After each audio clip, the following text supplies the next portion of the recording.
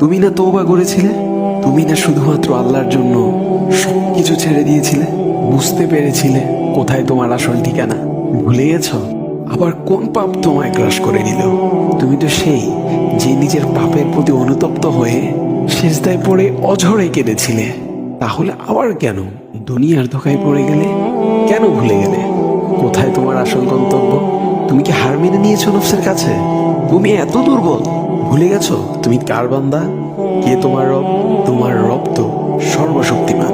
সর্বশক্তিমানের বান্দা আবার কখনো দুর্বল হয় নাকি? মৃত্যু পর্যন্ত লড়ে যাও তুমি।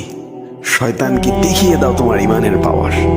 শয়তানের ধোকায় পড়ে অনেক পাপ করে ফেলেছ, তাই নিরাশ হয়ে গেছো তুমি, তাই না? তুমি কি জানো না তোমার রব কতটা মহান? তিনি তো তোমাকে ক্ষমা করার জন্য অপেক্ষা করছেন। তাই ফিরে আসো সেই রবের দুয়ারে, যার দুয়ার কখনো বন্ধ হয় না।